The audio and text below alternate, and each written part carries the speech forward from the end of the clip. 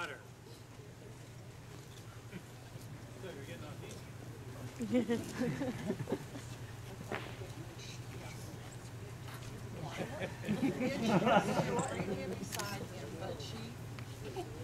Come on, man. I'll take it home.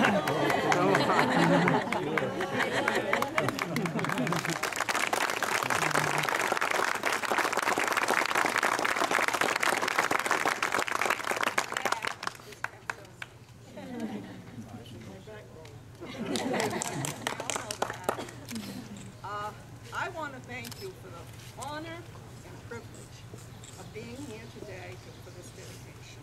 I'm going to have to read this, so I'll be sure and tell everything about him.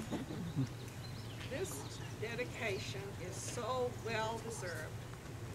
Even though Buster, humble man that he is, says it should have gone to someone else.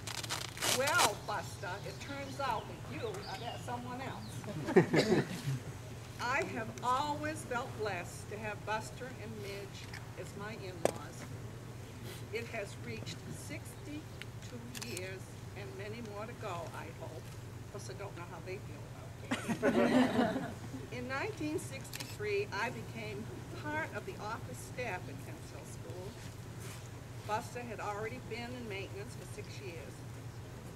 He never would complain, but I bet he thought many times, God, I have to put up with her work too. But we worked side by side with other staff members to try to keep the headmaster and teachers in line.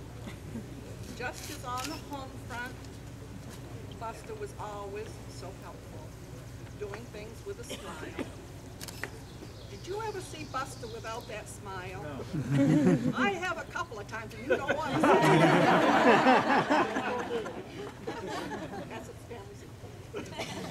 I could not recall the many times I was told, most especially from the office, oh, Buster, with his endless know-how, he would appear with his, I'll take care of that. I am sure if we look back through the school files, we would see Buster's signature, Lauren F. Potter. We would see his initials on plans and drawings of the campus.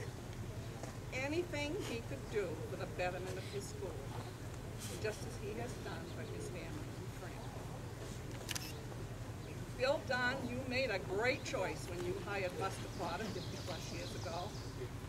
Buster, you made it through 4 headmasters, and God only knows how many teachers and students. Savor the honor of this dedication with devotion, with the devotion.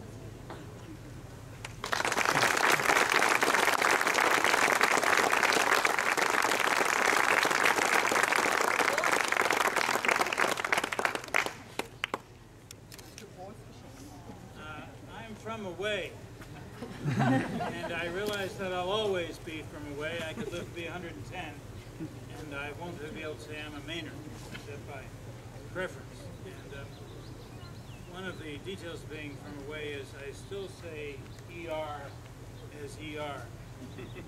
Bill Dunham would introduce Buster as Buster.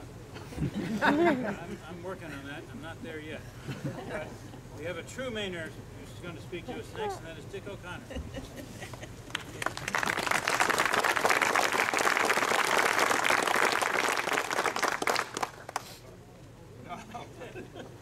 Thank you, Riz. Thank you very much. As I was riding my bike this morning, I realized that my involvement with Kensal School sort of parallels Buster's. Joanne, my wife, and I are graduates here in 1964, and our 2 children graduated in 92. And that's the same year Buster retired, by the way, in 92, so we sort of paralleled each other. I might add that I'm a trustee and I'm chair of the Plant Facilities Committee, and Joanne was chair for many years. How many years, Joanne? A long time, 15. So she had a real feel for the commitment that Buster has made over the years. You know, great maintenance and Buster Potter are really synonymous. You know, I realized very quickly Well, I was on the hill that Buster could fix anything and everything. And you know, during the 60s and 70s and 80s, we weren't specialized the way we are today. Today, if you want something fixed, you hire a carpenter and he hires a plumber and a roofer and a sheetrock installer, an insulator, and before you know it, you got a whole team on campus. And back in Buster's era, he did it all. He was really Mr. Fix-It, and we're very grateful. There were 3 people on campus when I was here that did it: Ralph Carter, Walter Akers, and Buster Potter, and that was it. They got the job done somehow. But we didn't have the equipment that we have today. I can remember back in the 60s, it seemed like we got more snow during the 60s than we got today. And I can remember vividly that maintenance was out pushing snow around with an old Ford dump truck that had to be 30 years old. 42, it was a 1942, God forbid. You know, things have improved now, we have GMCs, but and then I think we had an old farm tractor, didn't we also? Yeah.